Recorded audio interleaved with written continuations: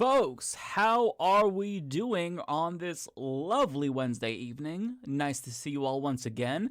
Already see some familiar faces in here. We have Dusty Sticks, Madharma Munyu, Winston, welcome back. Want to give a very warm welcome to Pride Moore and Planned Curve, first-time chatters. Happy to see you here.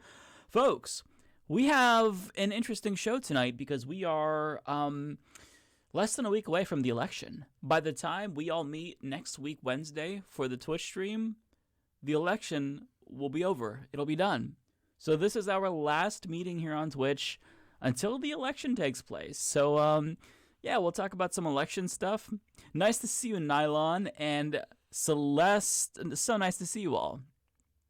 Did you see that Dor hates Musk now after Twitter rebanned Scott Ritter? I did not see that. I mean, look, if you put your trust in a billionaire, odds are you're going to be disappointed at some point, unless you yourself are pretty wealthy. But I love that Dor hates Musk. That's funny. Well, folks, before we get started, let me just send a thank you to the people who make this show possible. All of our newest Patreon, PayPal, YouTube, and Twitch members who signed up within the last couple of weeks. Currently, your names are at the end of every single video outro. That includes Jackie Berry, Juan Ramirez, Michael T. Seaman, Night Owl in the Moon, Planet C64, Sam Cedar's Right Bicep, and Shujenja. Thank you so much to these people. I also have a little bit of an announcement, folks. So this Friday at 1 p.m. PST, I will be on a show. And that show is Nina Turner's new show, Unbossed. I will be a guest. So everybody, absolutely make sure you tune in. And yeah, you watch Adam Conover's video on billionaires. I did. It was phenomenal. It was such a good video. Highly, highly recommend it. But yeah, folks, catch me on Nina Turner's program on Friday. I'm really looking forward to that. Well, folks, I have my guest Tucker Carlson here, but he's just a stand-in because my actual guest now for the second week in a row is my kitty, Sveti Figueiredo. And you can't really see, but Poopy is very upset that he doesn't have the chair. So, you know, I'm saying that she's a guest, but it's more of a power struggle than anything.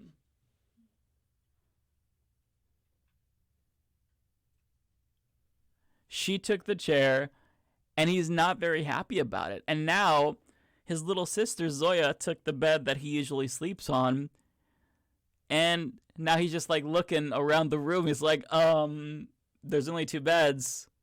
What the hell? What am I supposed to do? I'm sorry, buddy. I love you so much. I'm so sorry.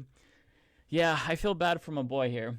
Poopy's getting the shit end of the stick in this situation. We have the kitty taking over. Don't hit. She's trying to slap him now. We have the kitty taking over dog cam. And we have Poopy's secondary bed being taken over by his little sister, Zoya Figueiredo. It just, poor guy. Can't catch a break.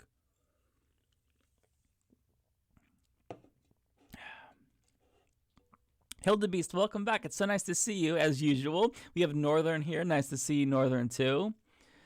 Okay, folks. So, the election, as I stated, is coming up very shortly. And I want to talk about one candidate in particular, Herschel Walker. Now, if evangelicals were actually serious about their belief that abortion equals murder, then Herschel Walker, the fact that he paid for 2 abortions now, in fact, he pressured at least one of those women into getting an abortion that she didn't want to have, that should be a non-starter for them because he committed murder. Did he not? I mean, in their view, abortion is tantamount to murder. So why would they support a murderer like Herschel Walker? Well, let's ask them. This is from The Good Liars, and they speak to a Herschel Walker supporter. They get the views on abortion and Herschel Walker, and as you're going to see, a little bit of a contradiction here. You think abortion is murder? Oh, absolutely. Absolutely. I mean, because... So do you think that Herschel Walker is a murderer if he paid for an abortion? Well, like I said, we've all done bad things. I Well, mean, murder is that's yeah, one of the worst you could do, right? Warner can't repent of his sins, but I mean, totally unrelated to Raphael Warnock. If Herschel Walker paid for an abortion, and you think abortion is murder, does that not make him a murderer? It's according to what you want to call murder. I mean, if you see somebody breaking in your house and you kill them, is that murder? If you accidentally run over somebody, is abortion murder? Well, if you do that, a premeditated taking of life, I think that is murder. Premeditated taking of innocent life is murder. So that, by your definition, if the allegations are true, he was a murderer, but that's okay with you because he repented. Well, what is sin is sin. I mean, some sins are more long lasting. You think abortion is I love murder? how towards the end he's just laughing in his face. What we're seeing here is cognitive dissonance, right? If you can find some way to implant a camera in his head while he's making these arguments, you would see gymnastics. Like this is quintessential, or not quintessential. It's peak mental gymnastics, and it's so funny because they can't live by the standards that they're espousing, right? I mean, abortion is murder, but I'm willing to support this person who committed murder on numerous occasions. I mean, by their standards, Herschel Walker is a serial killer. So what this tells me is that they don't actually believe that abortion is murder because nobody who's a reasonable person believes that abortion is murder. That's comical. So this is just proof. This is validation of what we've been saying, that these people are full of shit. Other people have made the point that if you really thought that abortion was murder, then you wouldn't just protest outside of abortion clinics. You would go in there and save those lives, because in the event you knew that you could stop somebody from dying, right? And they were in a building and somebody, I don't know, was holding a knife to their throat, and you could go in there and convince that person to put down the knife, or you could stop them aggressively from stabbing that person. Wouldn't you do it if you could? I mean, so these people are just, they don't think it's murder. But this isn't the only individual who's willing to, I guess, forgive Herschel Walker. So this is a quick video of what a Herschel Walker supporter is going to say about the newest accusations that he paid for another abortion. Does it matter to you if it's true or not? No. As long as he is had a change of heart. I mean, we all do things when we're young, naive. He's an adult now. Does it matter to you if it's true? Okay, when he paid for these abortions, he was like 50. Like, it's not like he was 16 years old, and he was like, okay, I'm just too young to have this child. Look, you've got to get the abortion. I know that you don't want it, but you've got to do it. He was like 50 years old. So what are we talking about here? Again, these people do not care, okay? They don't care that he committed murder by their standards, which means they don't believe that abortion is murder, because nobody does who's a reasonable person. So the next time somebody tells you that abortion is murder, well, then ask them, would you support Herschel Walker over Raphael Warnock? Would you support a politician who paid for multiple abortions, pressured women into getting abortions, allegedly, and even if they were forgiven, they still committed a heinous act, right? Like this whole Christian view that, oh, well, we're all sinners, and all you have to do is repent. But not all sins are equal. There are mortal sins that you are unable to repent from, and you can apologize, but basically that goes on your permanent record with regard to the Lord. That's what I was taught anyway as a Christian, that some sins, I mean, you can ask for forgiveness, but if you keep committing that act, there's a certain point to where God is not going to be as forgiving to you. So 1 abortion, 2 abortion, probably other abortions that he had, you know, is that really something that a real Christian would have when he's like 50? Not that long ago, believe it or not. And I'm sorry, but I forgot what I was going to say. You're all so, oh, the dog farted in here, that's why. You're all so unlucky. That was a really great point that I was about to make. But yeah, I mean, Herschel Walker's supporters, they just genuinely don't care. It's all about team sports. And I love this story because it just proves that they never thought abortion was murder. They just want to control what women do with their bodies. Period. End of story.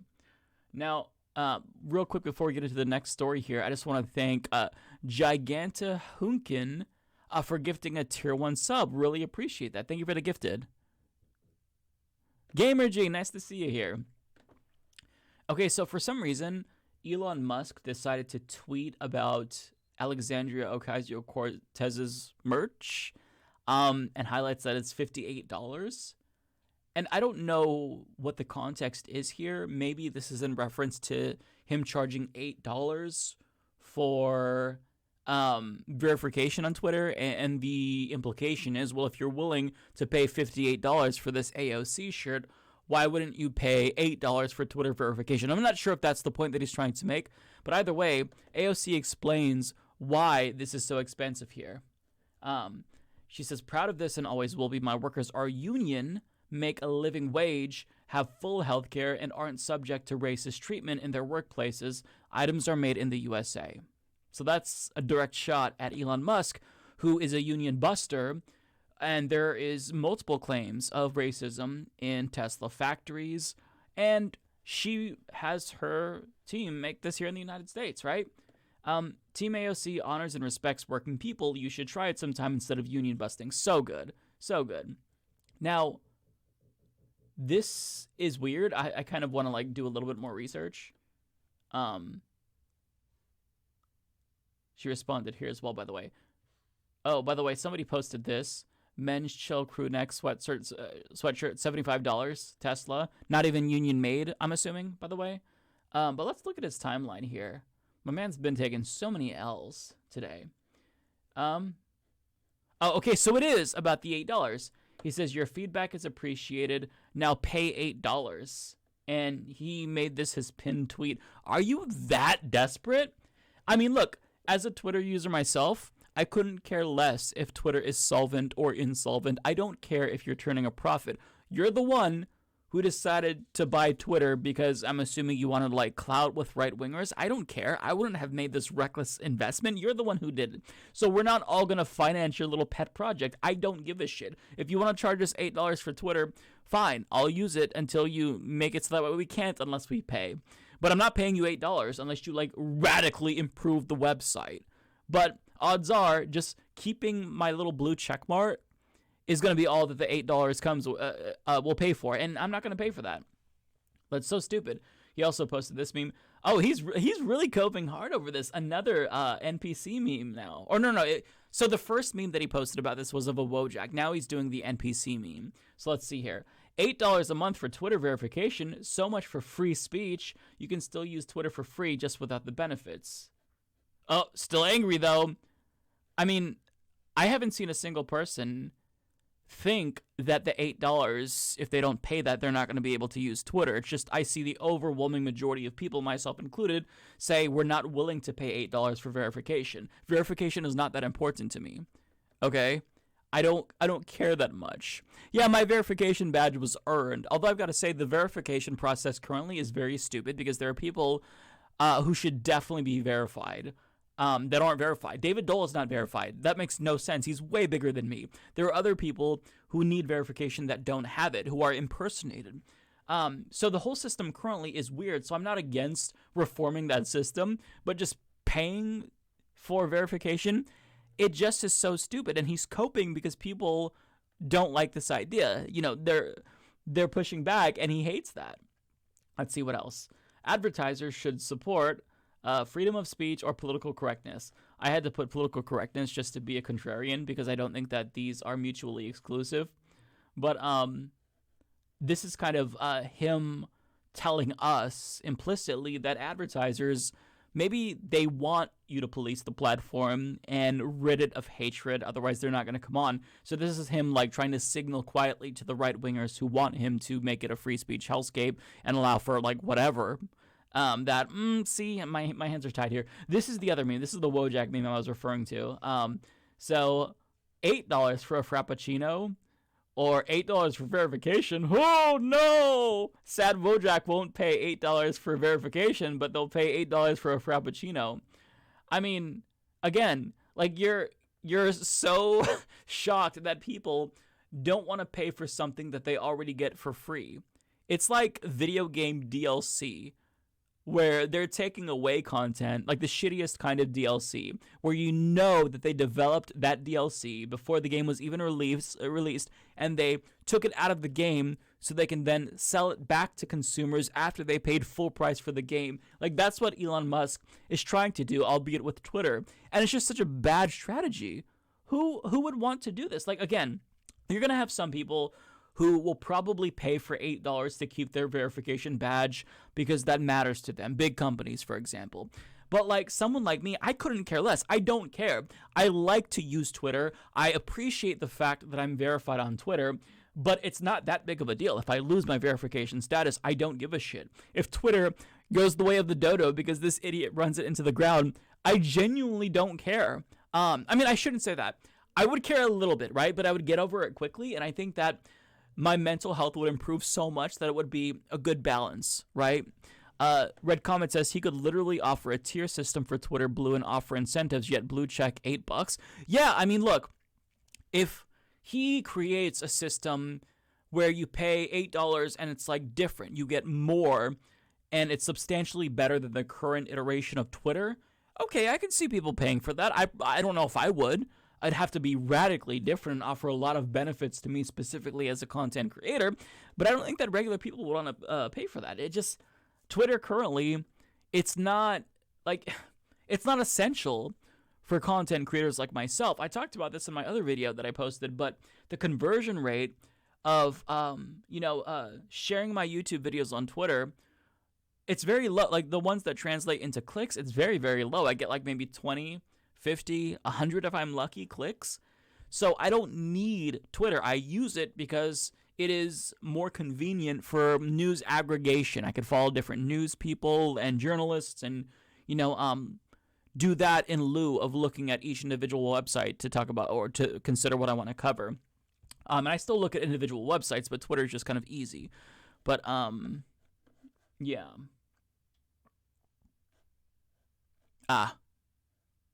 Quesadilla just misspoke. Yeah, that was a terrible misspeak, but I know you didn't. I know that you didn't mean harm, Quesadilla. Yeah, this is just. I love this. Elon Musk is very adamant that people pay. Let me check the replies too.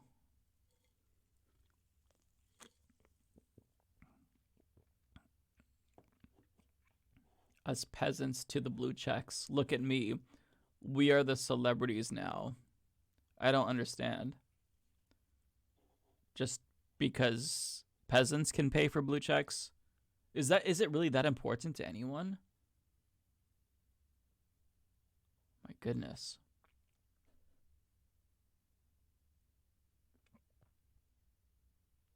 Okay, I think that's all the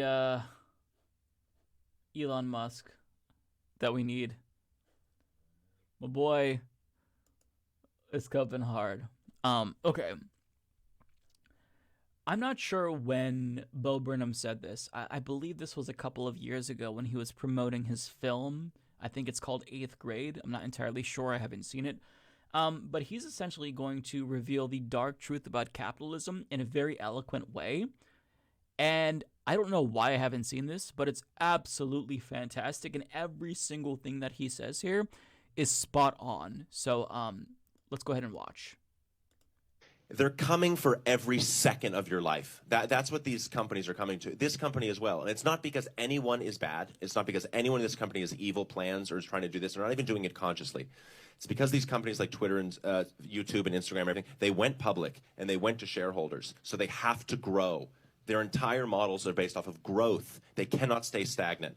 Twitter grossed $4-5 billion last year. It is in the red. It is unprofitable. It has to get more of you. No matter how nice it's trying to be, it is all that they're trying to get more engagement from you. And just to pause to give you a little bit more context here, when he talks about consistent growth, it is viewed as bad if you stop growing, if you stagnate, right? So if you made $5 billion profit in 2021, well, if you made $2 billion in profit in 2022, even though you're still turning a profit, the fact that you didn't increase profit well, that means that you failed under the standards of our current late-stage capitalist system. So that's what he's saying here, and I just wanted to clarify that. It's all about growth, having more growth, more profits than the previous year, year after year after year after year.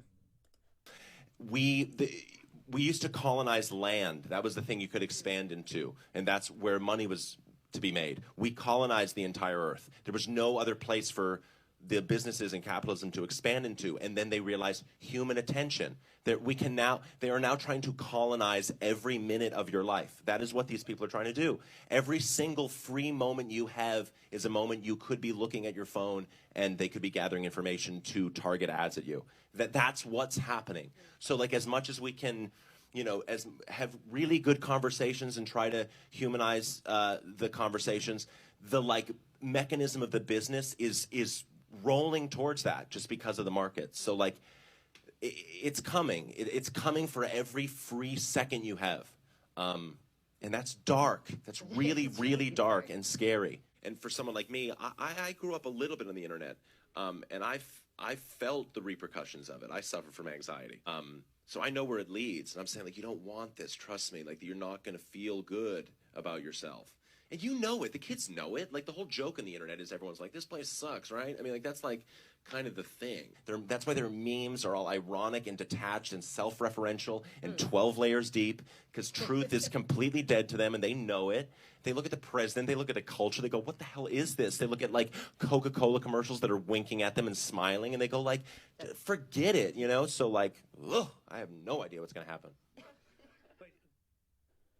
Yeah, that was fantastic. Specifically, he's referring to the business model of social media websites, and it's all about money. So they will do what gets them money, and that means you keep people perpetually engaged because consistent engagement is really attractive to advertisers, right? So the ways in which these social media giants keep people engaged is by forcing us to butt heads with each other, right? The Facebook whistleblower, I think, admitted that what Facebook does is they try to target people with more hostile content so that way they engage. Because think about this.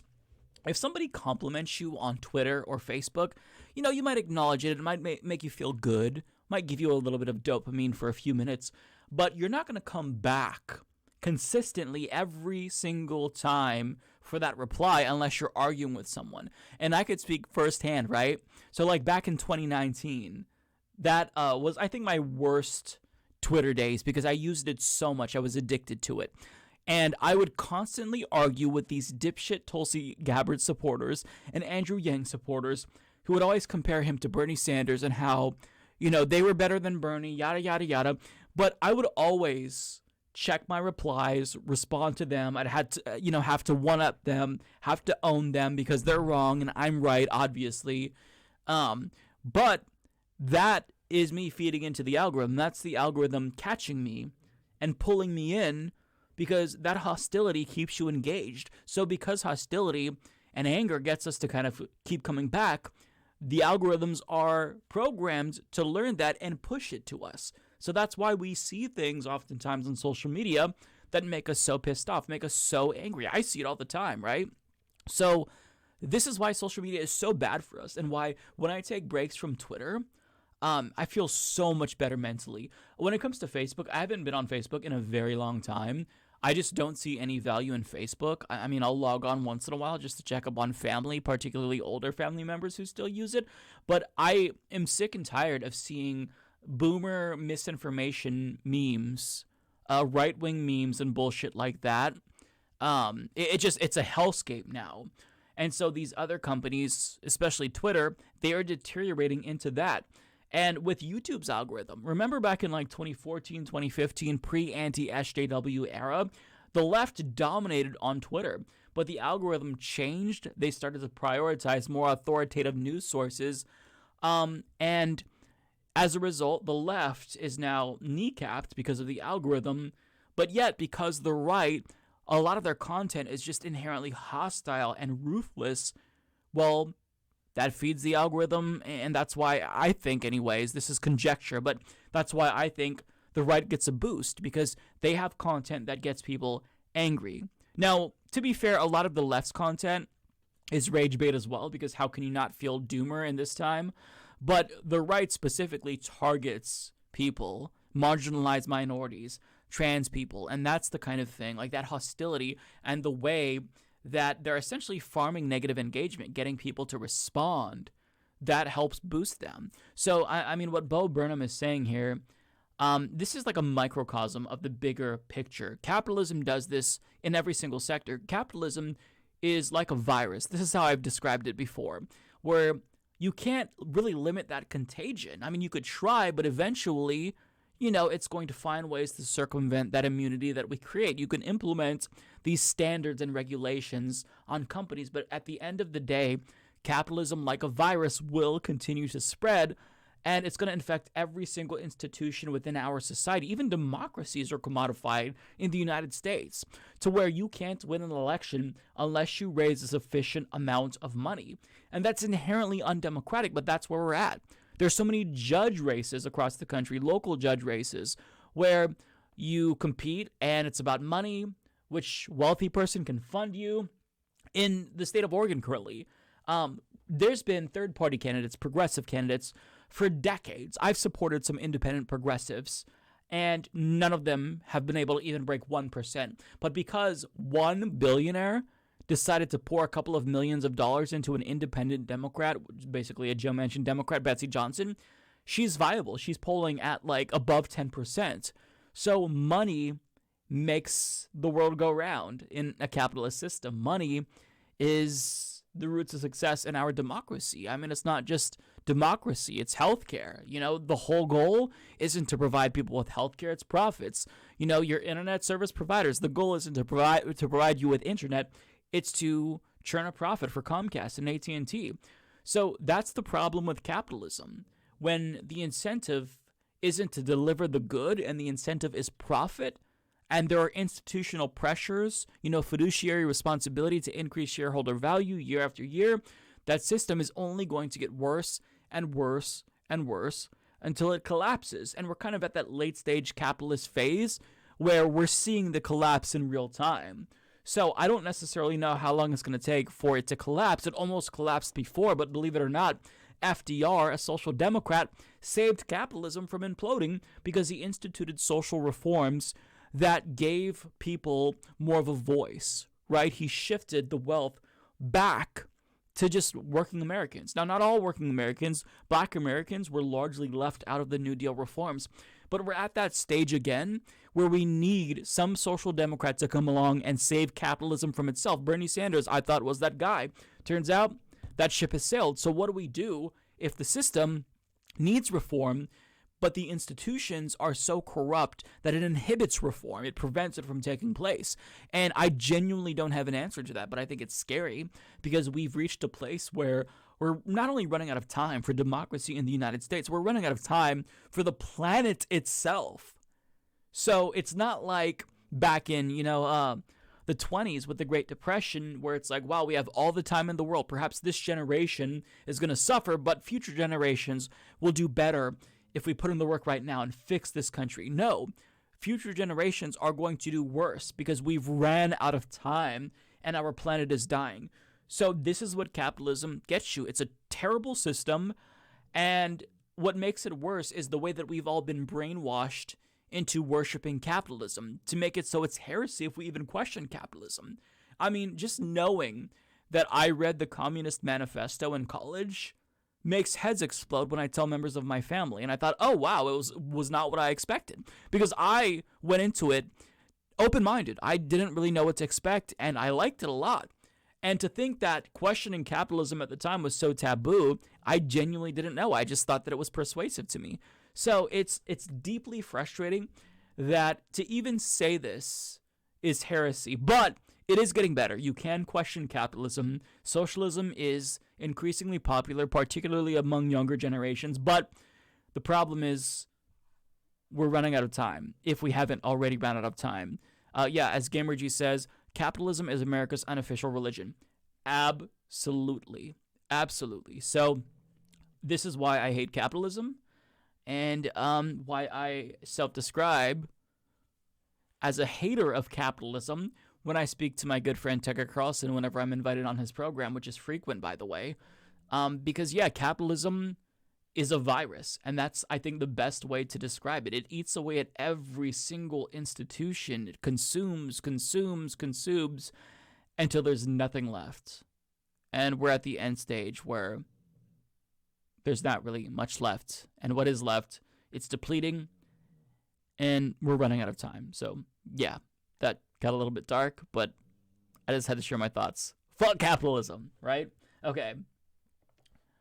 Moving on.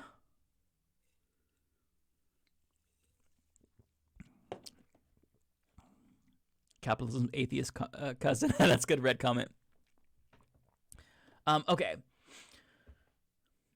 So, in response to Paul Pelosi getting attacked by a hammer, the right all collectively screamed how unfair it was that the left and liberals would dare blame them for the violence, even if their rhetoric has become increasingly violent over the years, even if we've seen right-wing forms of violence carried out. And so, Laura Ingraham is going to play into that. She's going to feed into that narrative. But the Midas Touch put together this compilation showing all of the calls for violence among the right and just completely disprove what she's saying here. So this is really good stuff. Let's watch. Republican official or candidate has ever condoned or in any way encouraged any type of violent assault? Can you start naming them? I can't. I'd like to punch him in the face, I'll tell you. Knock the crap out of him. Maybe he should have been roughed up. They never name names because they can't. I want you to watch Nancy Pelosi hand you that gun. It'll be hard not to hit her with it, but I will bang it down. It's a crime punishable by death, is what treason is. Nancy Pelosi is guilty of treason, and we want her out. They never name names because they can't. That is a depiction of Representative Gosar carrying swords, attacking Alexandria Ocasio-Cortez. They never name names. Let's have trial by combat. Today is the day American patriots start taking down names and kicking ass. We will not go quietly into the night. Striking fear in the hearts of liberals everywhere, folks. Get on the phone, call your congressman. You can lightly threaten them. I'm coming after you. Madison Cawthorn's coming after you. Everybody's coming after you. I don't think liberals thought this whole mask thing through. You better believe I'm coming with my Springfield XPS. The swamp isn't truly drained until we've nailed the hides of the alligators to the wall. They never name names because they can't. Second term kicks off with firing Ray, firing Fauci. I'd put the heads on pikes, right? I'd put them at the two corners of the White House as a warning. I said, oh, the Lord, right to the violence. That's what I'm doing. You don't fight like hell, you're not going to have a country anymore. Now, which Republican official or candidate has ever condoned or in any way encouraged any type of violent assault? Can you start naming them? I can't. Yeah. So, I mean, this ad thoroughly debunks Fox News Karen. Because for her to say that, I mean, there's no way that she believes what she's saying. It's total bullshit. So, the right, they have increasingly engaged in violence. Right-wing figures, pundits, politicians, they use bombastic rhetoric that leads to violence. This is their fault. They should get blamed for this because they're the ones who continue to spread conspiracy theories, lie about the election, and this works people up into a frenzy. So, of course, they are to blame. So they really have the audacity to claim that they're not to blame for, the attack on Paul Pelosi when the dude, David DePape, he was completely bonkers and into all of these conspiracy theories, QAnon and whatnot. Trump has increasingly not spread QAnon directly, but I guess pandered to QAnon.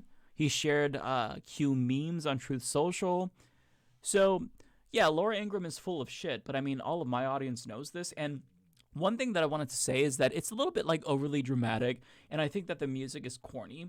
But you've got to understand, even though we kind of see through this kind of things, they try to really go for that dramatic effect, this works on normies. And so if Democratic Party politicians were to emulate these types of ads like the Midas Touch, I think would actually do a very good job. Because if you look at these dumbass ads for Republicans who are winning elections, they sound just like this with the spooky music and the really horrifying B-roll and cinematography.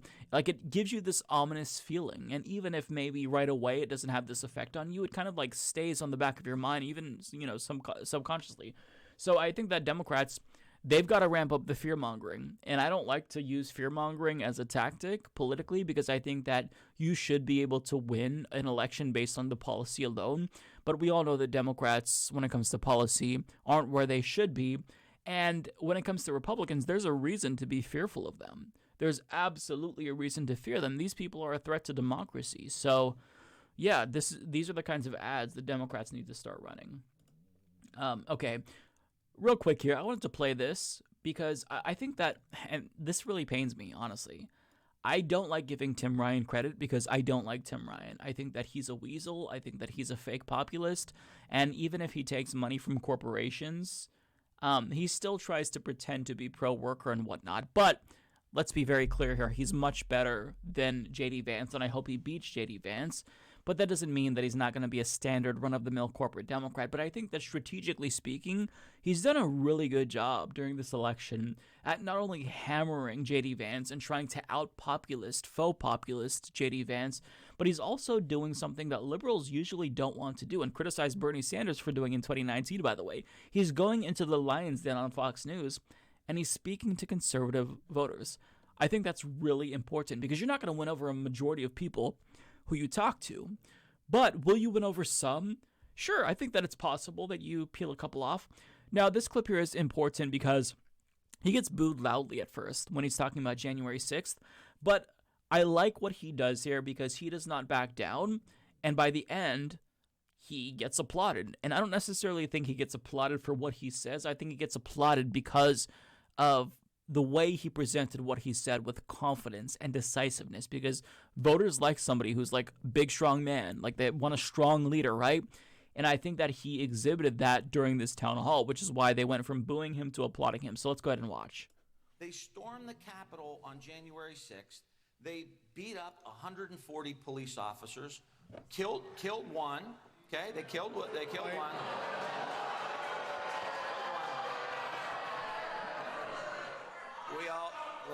We all watched the video. We all watched the video, and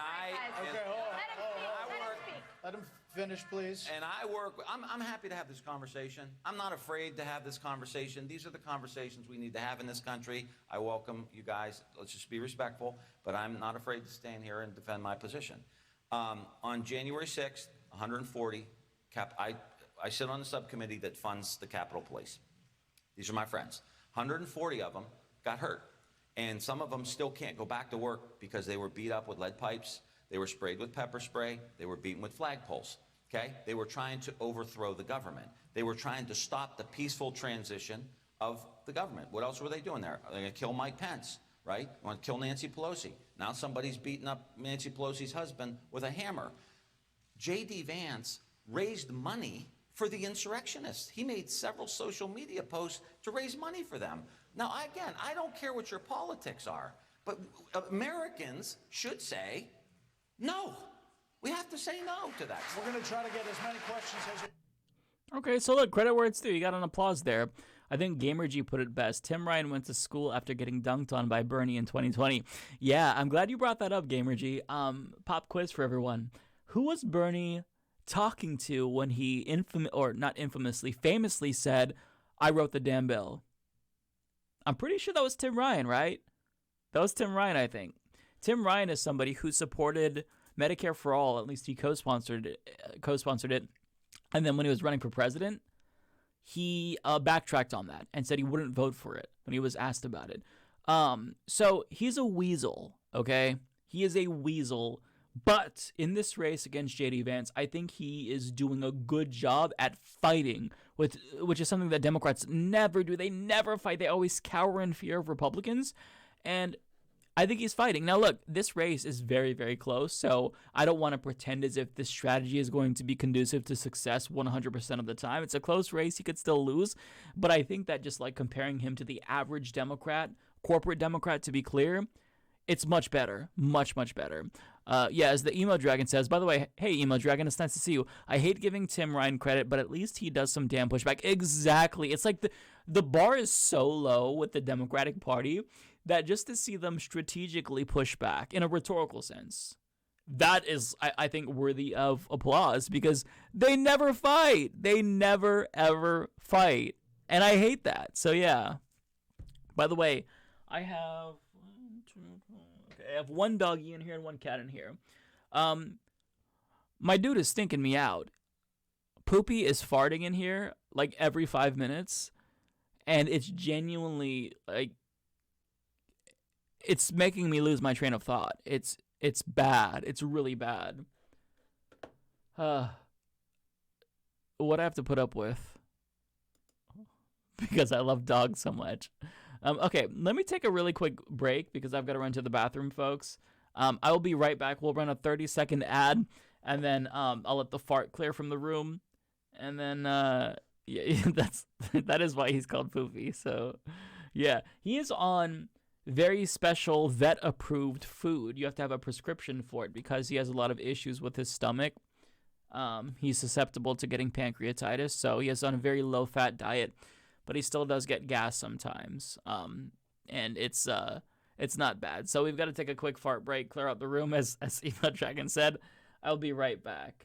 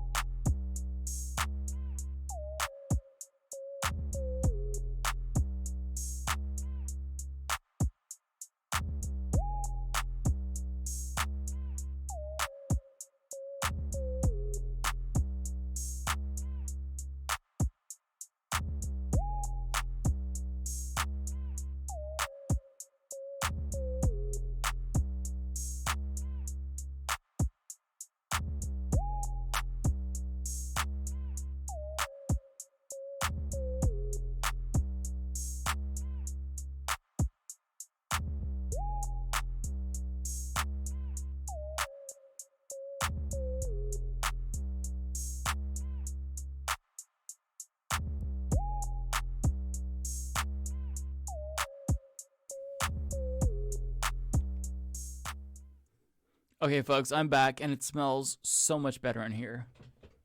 So much better. Holy shit. No pun intended, because it did smell like shit in here, but it cleared out. You okay, bud? You okay? My goodness. Is your dog on Hill's Liver Care? Mine is, and it was impossible to find for like a month, and it's $95 a bag now. He's not on Hill's Liver Care. He's on Purina. It's like the special brand of Purina, Gastro and something. I'm butchering the name, but it's really, really expensive, and it has to be approved by the vet before I order it. I don't know how much it is a bag. I think it's over $100. I want to say we get the really big bags that last a while, but yeah, he still has problems, but he's doing a lot better than he was when he was younger. By the way, for those of you who are missing what I said earlier, we have the cat on the dog cam and then Poopy. He's right there, farting up a storm, killing me. So he's sleeping in Gamer G. You know, I thought that I had a Poopy emote, but apparently I don't. I need to add some more emotes. I'll have to do that soon because, yeah, we do need a Poopy emote. He's become a huge part of the show. Yeah, Selena Godbez. I usually don't trust those mainstream pet brands, but because this one was recommended specifically by the vet, and she's a great veterinarian, I decided to go with it. But yeah, it's I see the improvement with him. He does a lot better now. He almost he was so sick because he had pancreatitis. And he got pneumonia because he was sick from pancreatitis and was puking. It's just a huge thing. And he almost died back in 2017. So ever since then, we got him on a special diet, and he's doing so much better. So he can't have any dog treats. He can't have bacon strips. He can't have anything. Our pug is on a food for satiety food and cranberry supplements. Pugs are very sensitive. Their stomachs are susceptible to a lot of issues, I guess. This is what the vet told me. And so, but he's a good boy. He's very happy and healthy now, and he's doing really great. From time to time, he'll have gas. But hey, who doesn't? Same story with your dog too, Jesse? Really? Gosh, yeah. I've showed you I have a tattoo of Poopy on my arm. The tattoo of him is the smile on his face when I brought him home from the hospital. He was in the hospital for days on an IV, and it was such a happy moment because I thought we were going to lose him that I got his face tattooed on my arm. So he's been through a lot. He's been through so much shit. In 2019, he swallowed a squeaker whole. He did it in 2 seconds. So now he can't have squeaker toys anymore. He had to get that surgically removed. He's been through so much. He's such a good boy. He's so happy. And now he's a lot healthier. So, when I flex the tattoo smile, it would if I had any muscle mass whatsoever, but I have none, so it does not. Although I have I don't think I've showed this. I have a tiger tattoo on my leg, and when I flex, it looks like the tiger is humping my leg. So yeah, Poopy is 10 years old. Or he's gonna be 10 years old in June, so he's 9 years old right now. So he's an old man, but he's still very, very playful. He plays with toys, he runs a lot, so he's a good boy. He's very healthy, which is nice. Okay, let me put the camera, or actually, we'll leave the camera on Poopy. We've been talking about him. I don't want the kitty to get all the attention. They're both facing away from the camera, though. Okay, so this right here is pretty interesting to me. I gave Ben Shapiro credit for criticizing Candace Owens and condemning her defense of Kanye West, and I think that it takes a lot of guts to do that. I despise Ben Shapiro. I think that he's very disingenuous. He's a propagandist, and I think that he's dangerous. But out of all the right-wing propagandists, I think that he's probably the most honest. And the bar is very, very low, mind you. But still, I give credit where it's due. So he's going to continue to criticize Candace Owens here. And what he says is pretty interesting. Anti-Semite. He's saying lots and lots of anti-Semitic things. Now he's talking about Ye, by the way, following his anti-Semitic tirade, which is basically still going on. But that's just to give you context who he's talking about. I'm not sure what more there is to say about that. The only thing I might add is that he's pretty obviously bipolar, and I would think that right now he looks like he's in the middle of a manic episode. I only say that because I have members of my family who have been bipolar and have had manic episodes, and one of the characteristics of a manic episode is that everything that comes out of your mouth you think is a wonderful idea, even when everyone around you is telling you to stop, which seems pretty obvious because he continues to destroy his career and his wealth base based on his own foolishness, malice, and bigotry. So, that's all I have to say about Kanye. I will say that I'm amused by some of his theories. I have some questions about some of his theories. Namely by the way, his, I have to pause it for a second. So my video on Kanye, I've been uploading these shorts to my second YouTube channel. It's just Mike Figueredo, so go subscribe if you haven't, and subscribe to The Humanist Report if this makes it onto the channel. But anyways, one of those shorts that I uploaded blew up, and it got 9,000 views, which isn't a lot, but when you only have 1,000 subs on that channel, that's pretty good. And almost all of the responses were from Kanye simps, who were telling me that him getting kicked out of Adidas was actually, it was calculated, and he did it on purpose because the deal was bad, and he wanted to get out of it. What? So they're playing into this myth that he really is a genius and every single thing that he does is calculated. I mean, the man lost his status as a billionaire. Do any of his simps think that that was purposeful? Because I guarantee you, nobody does something on purpose to lose that much money. But every single comment, and these were upvoted too, we're like, oh no, this is genius move. You just don't get it. Yeah, 5D chess. I think that Gamergy, honestly, I think somebody unironically said that he's playing chess or something of that effect. I could be completely misremembering, but these were the types of comments. It's so insane. Simps are out of control, okay? If you think that Kanye West is a genius, especially now, it tells me how unintelligent you are. It doesn't say anything about his intelligence. It says that you are not intelligent, but I'll let Ben Shapiro continue here. His theory that the Jews perverted Kim Kardashian is a weird one. I have lots and lots of questions about how that happened. He actually, I think his line was that Kim Kardashian was a wonderful Christian mother of 4 black children, and then the Jews perverted her. And I seem to remember Kim Kardashian, before she was a beautiful Christian mother, doing some things. Okay, I've got to hand it to Ben here. This is good content. He's being, pretty charming. He's being funny. Good job, Ben. My friend Candace Owens is friends with Kanye. She initially gave a response. Candace is great, but she initially gave a response that I thought was pretty wrong, both morally and sort of logically. But we allowed disagreement at the Daily Wire, even when I think that some of my colleagues are wrong. If she had said, let's put it this way, if she had said what Kanye had said, she wouldn't be working at the Daily Wire. She did not say what Kanye said. Instead, she defended her friend initially in a way that I didn't like, but that is not a fireable offense, nor do I even have the power of firing at the Daily Wire, which is why Michael Moll still works there. Interesting. Now, he wasn't asked about Candace Owens. He brought it up. And if he's saying all of this publicly, which again still takes guts, imagine what he says privately. Like, I think he was probably pissed off at her, because how could you not be? She is attacking, or she's defending somebody who explicitly attacked Jewish people, said he's going to go to DEFCON 3 on the Jews, and she defended him. So that's gotta hurt if you're a Jewish person. I wish that Ben Shapiro could extrapolate from this and show more empathy to other marginalized groups and see that, okay, well, maybe when she attacks trans people or when I attack trans people, that hurts them. Same with gay people. But I mean, of course, the thing about right-wingers is that they never actually take a correct, humane stance on an issue unless it personally affects them. So remember back in 2004 with George W. Bush and Dick Cheney? I'm dating myself. I'm sure most of you don't remember 2004. But anyways, they made their whole campaign about gay marriage. And they were against it, right? Turns out, Dick Cheney has a gay daughter. And all of a sudden, gay marriage good.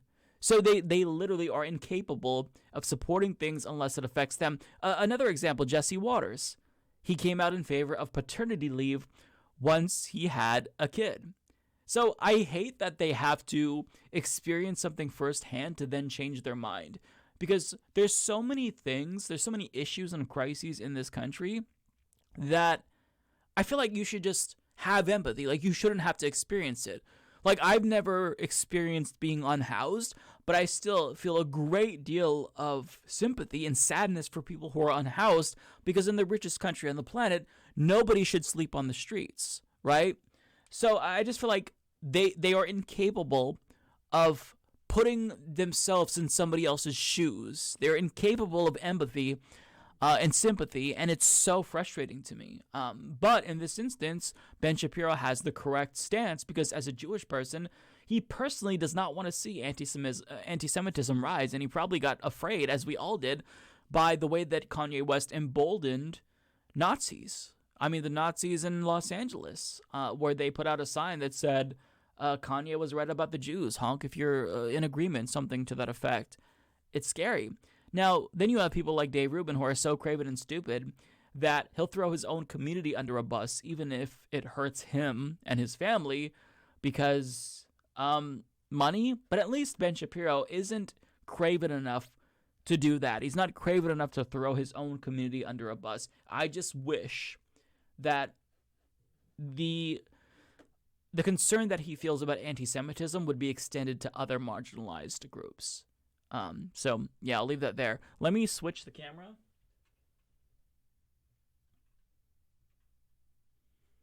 Because Poopy just looks like a ham, so you can't really tell what's going on there. He switched sides, so you just get his little butt.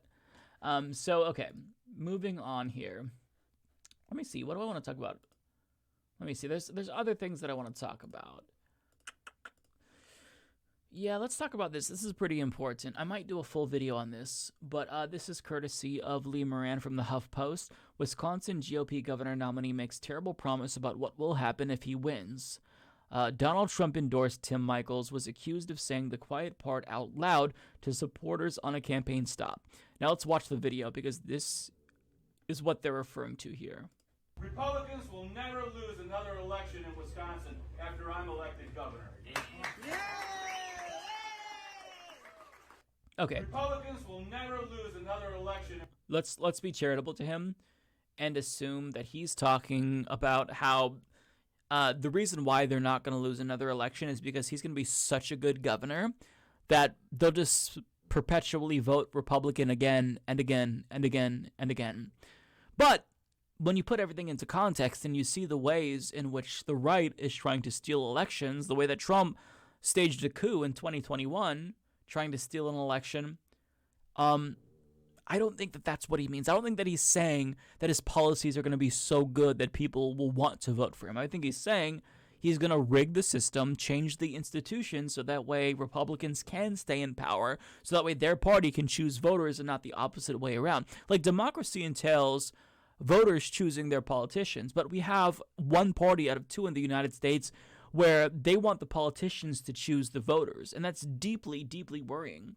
So Tim Michels, the Republican nominee for governor of Wisconsin, promised a group of supporters this week that the GOP would seize permanent control of the state if he is elected in next week's midterms.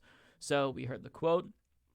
The Republican Accountability Project, which works to elect GOP candidates who accept Joe Biden's 2020 election victory and reject Donald Trump's voter fraud lies, said Michels was saying the quiet part loud with his comments. Michels and incumbent Democratic Governor Tony Evers are neck and neck in the race. Per polling, Republicans control the state Senate and Assembly. A victory for Michels could have huge consequences for the outcome of the 2024 presidential election. And that, to me, is what I think is so scary. Because if Republicans have total control in this state, well, let's say Trump or Ron DeSantis, probably Trump would be the one who would try this most likely. Let's say that they lose. Well, what happened last time? Well, in 2020, they were trying to have fake electors steal the election. So if you have Republicans in control and willing, which he is, to actually appoint those fake electors to the Electoral College and subvert the will of their voters and override the popular vote, I mean, Republicans, they stay in power. If you have a conspiratorial Secretary of State, Attorney General, Governor, Republicans, they don't really have to campaign that much. So this is bad for democracy, of course. That's the number one implication. But think about what this means politically for Republicans. They can keep moving further and further to the right, and they don't have to worry about alienating independent voters. They don't have to worry about turning off people, because if you're just going to win because the institutions are so skewed in your favor that you never have to worry about winning elections and appealing to voters, well, you just get more extreme. It's really horrifying. Folks, we've known this for a while. Tom Michels is a danger to our democracy, the governor tweeted. When you head to the polls on election day, remember that we're fighting to protect our democracy, voting rights, and free, fair, and secure elections. So that's what Tony Evers said. The problem, however, is that even though this message of democracy needs to be protected, even though it should resonate with people, it doesn't. And that's really concerning to me. So this poll here is shocking. It's not really that surprising, but it's still shocking. So 7 out of 10 Republican voters believe a strong economy is a bigger concern than a functioning democracy. Now, they don't even really have a good idea as to what will improve the economy. They just see that Republicans are critiquing Democrats for their handling of the economy, and perhaps there's room for legitimate criticism, of course. But they just think that because Republicans say Biden is doing a bad job and they would improve the economy, even though there's no specifics, well, they'd prefer that. They'd prefer the Republican. They'd still vote for the Republican despite the danger that they pose to democracy. So let's get to some specifics here. So a new survey finds that 7 in 10 Republican voters consider a strong economy a bigger concern than a functioning democracy. Now, to even suggest that they're concerned at all with a functioning democracy, I don't even know. It's a bit of a stretch, because it seems like a lot of Republicans just prefer authoritarianism because politically that's going to benefit them, right? They would be against authoritarianism if the Democrat were the tyrant. But if Donald Trump is the head of a dictatorship, I think they're okay with that. They prefer that in many instances.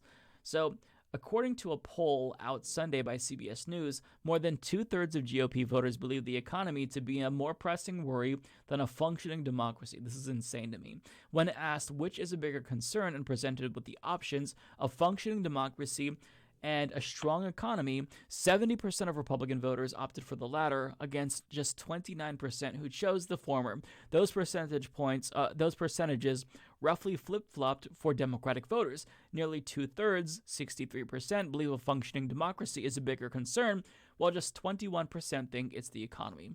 Now, that's pretty large even for Democrats, right? A functioning economy is more important to you than democracy? I mean, if we were to have an authoritarian regime, I don't think people understand how bad it can get, right? You'd see more cronyism, more corruption, because when you're already staying in power and you're violating the Constitution, why follow any other laws? Corruption laws are no longer relevant. Like, if you look at these authoritarian countries, just something as simple as getting, your driver's license is a lot more difficult because there's really no functioning system. There's no legitimate bureaucracy. So you have to have like somebody with a connection who can get you a driver's license and get you these basic things that we take for granted here in the United States. So people just don't understand what authoritarianism entails. And I think that Republicans just think that it means the libs will be owned in perpetuity, but in actuality, everyone will be owned under an authoritarian regime, and they're just not ready. But they're stupid and they're incapable of seeing further than like the next couple of years and how the long-term effects of an authoritarian regime would hurt the country and everything in our country, including the economy. And it's just sad, but not surprising. By the way, Sandra Teehee, thank you so much for the 2 gifted subs. I really appreciate that. That is so kind of you.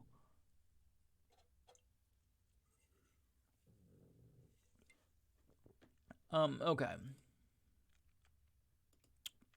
Got a couple more stories. Winding it down here. Okay. So, I have not talked about this yet.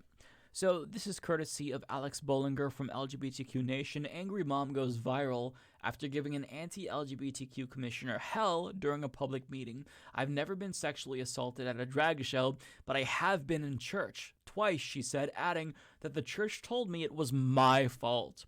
So this is the opposite of what we usually see. We usually see these unhinged parents show up to these board meetings or city council events, and they will berate city councilors because wokeism in schools, CRT, just bullshit that we've all seen. But we're going to see the opposite happen here, and this is very cathartic. So let's go ahead and watch. This was posted on TikTok. And I voted for you, and you are friends with my family. Our town has never seen so much homophobic crap as we have since Miller came along. And I'm sick of it. I'm sick of it. These people have been with us this entire time, and we have never had a problem with it.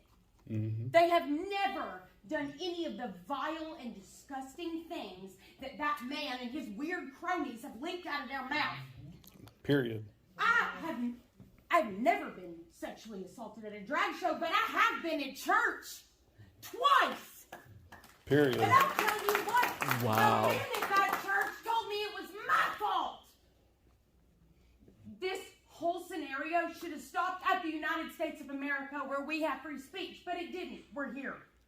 And it's so ironic that he also served in our military that guarantees us these freedoms, and he is here, moved from another place to come here and tell us that a community that we love, we are related to, we are friends with, they babysit our kids, we work with them, that they're dangerous.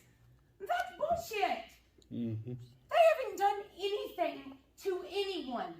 And I'm so sick of listening to this weird, fake, pious crap about Christianity being the reason behind we have to protect the kids. Jesus didn't go anywhere and condemn people. He did not ever walk into any place and spew hatred and lies and completely annihilate a group of human beings who just want to exist. Any of my 4 children that I also grew inside my womb, in case Pious Pippi's here, if any of them are part of this community, they will be lucky, because there is not a whole lot of families that would love their child unconditionally and seek out knowledge for them to understand their minds and their bodies. And the fact that they want to take that away from children, that is disgusting. That is child abuse. It is child abuse to immediately tell your child that he is wrong for feeling like he doesn't belong. It is conversion therapy, child abuse. All of that is wrong. And you don't need a moral compass to recognize that something is wrong when it immediately hurts other people. So why are we even here? Why are we even doing this? Why does hate even have a platform? I'm so sick of these straight white Christian males who are already at the top of the food chain acting like somebody is out to get them. They just want to exist, Aaron. Period. Peacefully. Leave them alone. Without your 501c3 getting involved. Love to you all. Mwah.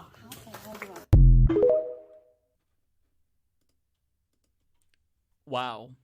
That was the first time that I watched the whole video there. That gave me chills. That was incredible. If we had parents across the country show up to school board meetings, show up to city council events, and do that, I think that this country would be in a much better place. But oftentimes, people don't want to speak out because they're too afraid, and it's just easier to remain complacent and keep your mouths shut. But when you have somebody brave like this encourages other people to do the same thing. And what a precious person. Like, what a wonderful human being. Let me read some of this article so we have a little bit more context here. So, a woman came to a Board of Trustees meeting and trounced conservative Christians after a county's library director was driven from his job for refusing to take down a pride display. I mean, think about how insane these people are, that they drove somebody out of their job as library director all because of a pride display. They drove them away for that. Incredible. Maury County, Tennessee Library Director Zachary Fox resigned last week after getting pressured by a group of residents who said that the LGBTQ-themed books were inappropriate, according to WSMV4. Fox said that his last day working would be tomorrow, October 28th, but that he would stay until a replacement could be found. Coming to this decision has been incredibly difficult, but it is the best interest of my family and my own health and well-being, he wrote. So this is somebody who has been harassed to the point where he has to leave his job. I mean, his livelihood. He's leaving all that behind because the homophobic backlash is just too much. I mean, so that goes to show you these people were vicious. They were vicious. And so what they're trying to do is scare queer people back into the closet. Make it so that way coming out of the closet, once again, is taboo. But that's not going to happen. People aren't going to go back. People aren't going to accept this. You know, queer people have made a lot of progress. And we're not just going to sit idly by and watch these rights that we fought for, that our, previous generations fought for, be rolled back. And so I love that we have people showing up and just calling out this nonsense. Maury County Commissioner Aaron Miller, who runs the local organization Foundation for Library and Freedom, was at the center of the controversy, calling on Fox to resign. The library invested your tax dollars into a book display for LGBT History Month, Miller told the Epoch Times. This was surprising considering that June is already Pride Month, a period of celebration for the LGBT community. Miller said that the materials were child-targeted. As a father, my line in the sand was crossed when the library exhibited a bright, colorful display of no less than 28 books for this past Pride Month, all of which were written and marketed specifically for minors, especially young children, he told the Daily Herald. As if that's so bad. As if kids are going to become cursed if they learn about the existence of trans people or gay people. Like, these folks are sick. These are the same folks who worry about what their children see, who will read their kids the Bible, which talks about all kinds of violent shit and rape and terrible things. But when it comes to LGBTQ books, that's where I draw the line. It's about bigotry. It's not about protecting children. It's about bigotry, full stop. Last night, the Maury County Board of Trustees held a meeting that got heated, and one woman identified as Jessie Graham is going viral for her righteously angry speech about the people who drove Fox from his job. So we saw that, and yeah, she is an absolute legend. So the board approved of Fox's resignation. Earlier this month, a woman who introduced herself as Stephanie went on a diatribe at a meeting discussing LGBTQ books in the library system in Maury County that was caught on video. I will not raise kids in a county that has sexual-oriented books on the counter, she asserted. She told the group they need to understand that God's judgment is for Christians and non-Christians and the fear of the Lord. It's not upon you. If it's not upon you, it will be upon you in hell. Well, I don't believe in hell. So listen. This is a drudged up political issue because ask yourself this question. Back in 2019, how many people were talking about this? It's not like all of a sudden gay people got more gay and trans people got more trans. This all of a sudden is an issue because Republicans have chosen to make this an issue. Politicians and propagandists in tandem work together to raise this issue, elevate the salience of this so that way they can use trans people and gay people as a political punching bag to win elections, because they can't talk about the economy. They can't talk about ways that they would improve the lives of working Americans. So what do? They try to get you to vote based on hate. And so to see the pushback come this fiercely, it actually does give me a little bit of hope, I've got to say. Because to see someone who presumably is not even part of this community but loves this community speak up in such a justifiably, righteous rant, I love to see it. So this woman is a queen, and we have to protect her at all costs. I absolutely love her, and she should probably run for Congress or run for some elected position in her county because she hit every note. She said everything that needed to be said, and it was just so fantastic. Grew up religious and was never taught to fear hell. It wasn't a thing. See, I actually had the opposite experience, Punk. I grew up religious, and that was like the main motivator is hell. It's just it depends. Like, there are some religious people who raise their kids in a more normal fashion. Unfortunately, I was not one of them, which sucks. I was raised in a very extremist environment. I kind of talked about that before, so I won't get into that. But yeah, I'm sure you're much more healthy because of that. Oh, yeah, I did see the video of the pastor that went off on Herschel. We should watch that really quick. That was really, really good. Yeah, we talked about Herschel Walker earlier, but that pastor was spitting fire. She was emotional, convincing, and spoke from the heart. She's fucking amazing. Yeah, absolutely, Hildebeest. Hell is not in the Bible. That was invented by the Catholic Church. Huh, I don't know. I couldn't speak to that.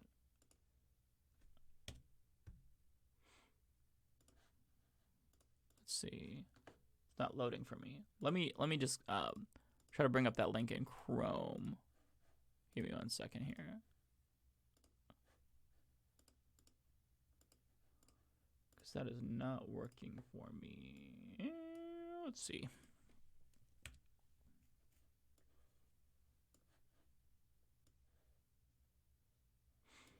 Here we go. Let me pause it really quick.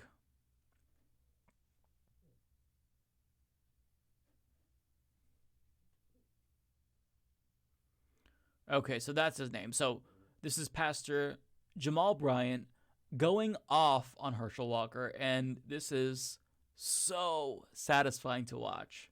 Ladies and gentlemen, when the Republican Party of Georgia moved Herschel Walker from Texas to Georgia so that he could run for Senate, it's because change was taking too fast in the post-antebellum South. the state had been flipped blue, and there are some principalities that were not prepared for a black man and a Jewish man to go to Senate at the exact same time. So they figured that they would delude us by picking somebody who they thought would in fact represent us better with a football than with a degree in philosophy. They thought we were so slow, that we were so stupid, that we would elect the lowest caricature of a stereotypical broken black man as opposed to somebody who is educated and erudite and focused. Y'all ain't ready for me today. Since Herschel Walker was 16 years old, white men been telling him what to do, telling him what school to go to, where to live, where to eat, where to buy a house, where to run, where to sit down, where to sleep, where to pay for abortions, where to buy a gun. And you think they not gonna tell him how to vote? In 2022, we don't need a walker, we need a runner. We need somebody who gonna run and tell the truth about January 6th. We need somebody who gonna run and push for the cancellation of student loan debts. We need somebody who gonna run and make the former president respond to a subpoena. We don't need a walker, we need somebody who will be steadfast, unmovable, always abounding, knowing that your labor is not in vain. Georgia, I need you to know the slave Negroes y'all are used to don't live here no more. We can think for ourselves, function for ourselves, and vote for ourselves. Why? Because we don't need a walker. Damn. Listen, I've got to say, I haven't been to church in a very long time, and the thought of setting foot in any church makes me sick to my stomach. I would watch his sermon. That's how good that was. That was such a good rant. That was incredible. That was just incredible. I have nothing bad to say. I have nothing to add. He said everything. He said it all. And that was great. So Herschel Walker needed to be dragged like this. And everybody has kind of shit on him, but it doesn't hit as hard as his speech. He hits on all the right notes. It's so good. So good. Yeah, thanks for sharing that. Was it Gamergy that shared it? I'm not sure. No, it wasn't Gamergy. It was someone else. Let me see. That was You Can Call Me Jess. Thank you, Jess. Appreciate that. Okay. One more story here that I definitely want to talk about is this one. So Joe Biden activated Dark Brandon, and he is going after Republicans hard because they want to cut Social Security. Now, I think that this is the exact strategy that Democrats should be using ahead of the election. I think they also need to focus on the economy, but they should be driving home the point that the GOP is a threat to your financial security because they've made it very clear that they want to cut Social Security. I have the brochure here he has. He's in charge of electing Republicans to the Senate. He's the head of the campaign. And he's referring to Rick Scott, by the way. A clear plan. He said every 5 years, Social Security and Medicare would have to be reauthorized. And this is from the report. I made it larger, listed all they want to do. Quote, all federal legislation sunsets, means goes out of existence in 5 years. If the law is worth keeping, Congress will pass it again. So every 5 years, the Congress have to vote to reauthorize Social Security. Reauthorize it, or else it goes away. Would have to vote to reauthorize Medicare, reauthorize veterans benefits. And I go down the list, but guess what? The very idea that a senator from Florida wants to cut Social Security and Medicare, and by the way, they don't have to just go away, they can cut it. They can change it, basically. A senator from Florida going after Medicare and Social Security? I tell you what, I don't know where, as they say in Southern, don't know where you all been. Hot damn, boy. I tell you, look, it's so outrageous you might not even believe it. And again, word for word, All federal legislation sunsets, means goes away in 5 years. If the law is worth keeping, Congress can pass it again. In other words, it goes out of existence if Congress doesn't vote to keep it. Isn't that wonderful? Yeah. And this is exactly true. And it doesn't help when you have headlines like this from the New York Times. This is from just yesterday, actually, November 2nd. Republicans eyeing majority float changes to Social Security and Medicare. Changes. That's a really charitable way of saying cuts. I don't get why they don't just say they're floating cuts. Actually, I do get it. They would be accused of being biased if, they did actually just tell the truth with that headline. But by changes, they mean cuts. They want to cut Social Security. There's been a number of Republicans that have just come out and said it now. I mean, Ron Johnson, aside from what Rick Scott said, Ron Johnson said that we should change Social Security's funding so that way it's part of our discretionary budget. And we have to approve funding for it every single year, i.e. making it easier to adjust it, i.e. make changes to it, i.e. cut Social Security. Yeah, they want to change it from existing to not, as Scout puts it. Absolutely.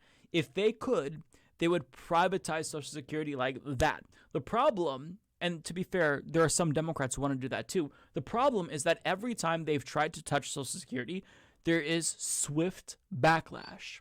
So I like that Democrats, after they've worked with Republicans to try to strike bargains to cut Social Security, I mean, this was the case with Obama until Bernie Sanders exerted pressure and stopped that. Remember the grand bargain, folks?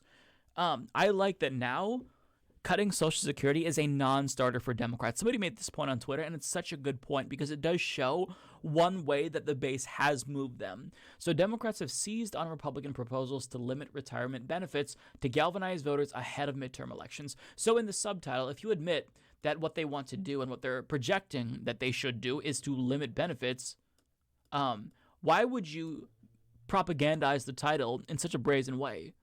Change benefits.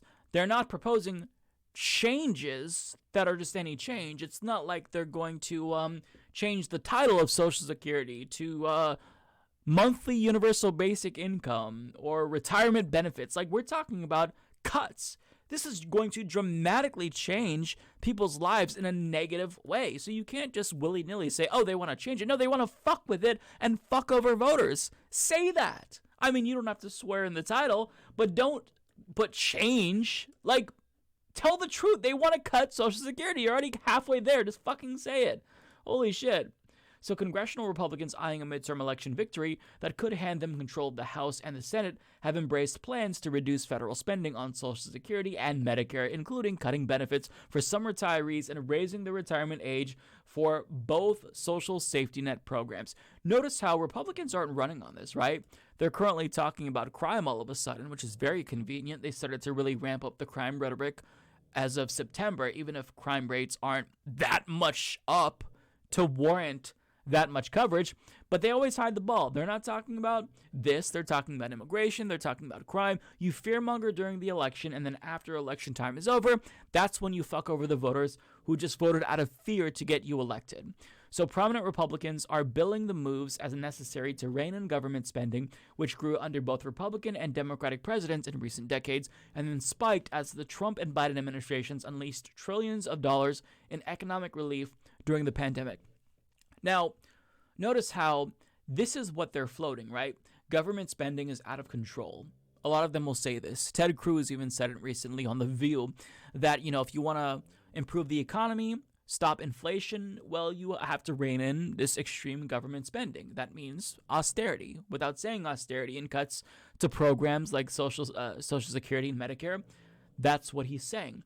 But isn't it interesting? So they're not saying we should undo the 2017 GOP tax scam that gave rich people tax breaks. They're not saying that we should tax capital gains in order to, increase the amount of money that the federal government has. No, they want to rein in government spending when it comes to social safety net programs. They want to fuck over the poorest people in the country, and yet these Republicans have the audacity to pretend to care about working people, feign outrage over the cost of gasoline and inflation when they don't give a fuck about these things. They're just talking about them because it's politically expedient, but in actuality, they would make all of these issues worse because they want to further kneecap Americans who are already struggling by cutting Social Security. I mean, for some old people, if you don't get your Social Security check, if you have a reduction in your payment and not an increase every single year as the cost of living increases, you could miss a bill. You might not be able to afford your medication. It's already difficult enough. So they genuinely just don't care about people. They're the most cruelest party ever. And still, people continue to vote for them. Older people who rely on Social Security, they vote for Republicans because they get duped into believing that they'll be protected from immigrants and crime, when no, this party doesn't give a fuck about you. You could die right in front of them, and they don't care. They wouldn't piss on you if you were on fire. Republicans don't give a fuck about Americans. What they care about is power. So every time they virtue signal about working people and the cost of gasoline and inflation, understand it's a ruse to dupe you into voting for them. And as soon as they get into power, they're going to knife you in the back. Americans will never learn. Americans are just so fucking stupid that they will never, ever learn that. And it's not like Democrats are exponentially better, right? They're bad too. They don't do enough to deliver for the American people. But they're not as shameless as Republicans to where they're going to cut Social Security immediately as they take back power. Like, that's what Republicans are saying they're going to do. And voters are like, okay, well, at least there won't be any wokes in schools anymore. And, you know, the transes will be cleansed from society. It's just madness. It's so ridiculous to think about how brainwashed Americans are. The Republican leaders who would decide what legislation the House and Senate would consider in their party won control of Congress have not said specifically what, if anything, they would do to the programs. Yet, several influential Republicans have signed a new willingness to push for Medicare and Social Security spending cuts as part of future budget negotiations with President Biden. Their ideas include raising the age for collecting Social Security benefits. That's a cut, by the way, because if you pay into this program and you access it for less years out of your life, that is a cut, right? So if you pay into Social Security from the age of 16 when you start working, and now, rather than getting it when you're 65, you have to get it when you're 67, 69, 70, they are denying you money that you paid into. That's your money. They're taking it from you. That's a cut. And requiring many older Americans to pay higher premiums for their health coverage, the ideas are being floated as a way to narrow government spending on programs that are set to consume a growing share of the federal budget in the decades ahead. Yes, because why would we ever consider a cut to the military budget or taking away some of these tax loopholes that allow rich people to avoid paying taxes? Well, because we want to fuck over poor people. I think they honestly, like, this is their kink. I always say that we shouldn't kink shame, but I'm going to kink shame for this. Like, I think they honestly, their tiny little Republican dicks get hard at the thought of a family going hungry because of a policy that they instituted. And part of this is that Democrats also, they've allowed this by not getting on board with Medicare for all, right? Every single Democrat needs to get on board with Medicare for all, and liberals need to stop voting for Democrats that do not support Medicare for all. Because if nobody had to rely on paying a premium in the first place, then this wouldn't matter. Like, the working people who are struggling to pay Medicare, premiums if they get supplemental Medicare, that raise isn't going to affect them if the government bears the burden. So that's a different point. But anyways, the fact that Republicans are openly talking about cutting the programs has galvanized Democrats in the final weeks of the midterm campaign. Mr. Biden has made securing Social Security and Medicare a late addition to his closing economic messaging, and Democratic candidates have barraged voters with a flurry of advertisements claiming Republicans would dismantle the programs and deny older adults benefits they have counted on for retirement. Yeah. So it's funny that Republicans just admit that they want to cut Social Security, like Rick Scott here. He came out with his, I don't know what it was called, the 10-point plan earlier, and there were Republicans like Mitch McConnell that said, oh, we're not really considering this. Like, they had to distance themselves from it because they all know that you can't tell voters what you actually want to do. You can't admit, especially in an election year, that you want to fuck them over by cutting Social Security. What are you doing, Rick Scott? But Rick Scott is such a dumb motherfucker that he's just saying it. Yeah, no, I want to cut Social Security. Spending is out of control, and the way we're going to rein in government spending is by cutting Social Security. Brilliant. Just brilliant strategy. But yet, apparently, these boomers who continue to vote for Republicans don't care that they're fucking themselves over because, again, so long as the wokes can't indoctrinate children with CRT and LGBTQ bullshit in schools, well, you know what? I guess I'll take the pay cut. No, it's so frustrating to me. It's so frustrating that the GOP has had the same playbook since Ronald Reagan. It's only gotten worse, and voters haven't adapted their voting habits to reflect on the way that Republicans want to fuck them over every single election. How is it that as the right wing continues a relentless march right, the Dems decide not to fight them but to make concessions to the party they don't represent? In what world is that in any way a sane approach? Yeah, I mean, I feel you. It's frustrating. I feel like exasperated. Yeah, even Ronald Reagan was against Social Security cuts. Yeah. I mean, Reagan supported amnesty. Right? He was pro-amnesty for immigrants. The party just gets worse and worse and worse and worse and worse. And there's always some manufactured bullshit issue like crime or woke or CRT that lures people back to Republicans because they're, I guess, masochists and they'll, cut off their nose to spite their face as long as they fuck over some marginalized community or an immigrant. Doesn't matter. You'll cut my Social Security. I really hope you don't do that, and I'm going to be mad if you do, but I'm still going to vote for you regardless. So frustrating. Yeah, that's right, Jess. Ron Johnson literally called Social Security a Ponzi scheme. How do you support these people? And that election, by the way, between Ron Johnson and Mandela Barnes is neck and neck. How do these dumb motherfuckers support someone who calls the program that they paid into a Ponzi scheme? Keep your goddamn hands off of that. That's our money. That's not your money. When the government increases Social Security because the cost of living goes up, that's our fucking money. We paid into it. We're the ones paying into that. So it's so frustrating. Well, folks, I've ranted for a very long time now, and now is the time where I'm going to hand it off to somebody else. But of course, as I usually do, I want to rate somebody who is a lot smaller.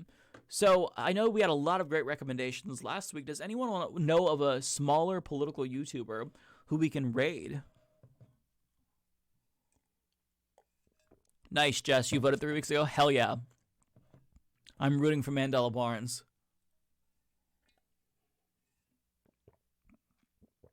Amy C3. We have rated Amy C3 before, and I'm definitely down to do that, but I want to try to raid somebody who's newer. Who we haven't rated yet, just so we can make some new friends. I know. I need to figure something out.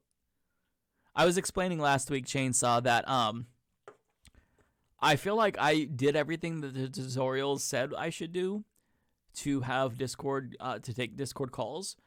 But it's still not working. Although, thankfully, Hildebeest has offered to help me out with that. I just haven't taken up on that offer yet. But I'll reach out to Hildebeest. Thank you for that. Poly People. Okay, sure, yeah. We'll check out Poly People. Let me see here.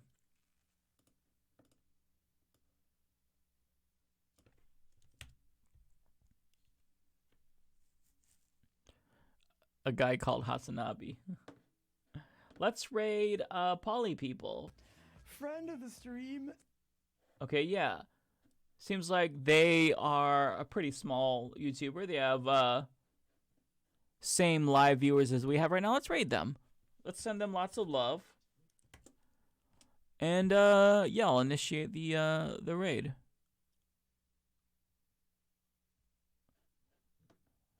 Well, folks, I've had a blast. I will see you all next week, Wednesday, when the election will be over. I'm sure we'll have a ton of stuff to talk about then, so be sure to tune in. Don't miss that. I'll see you all later. Send Poly People lots and lots of love.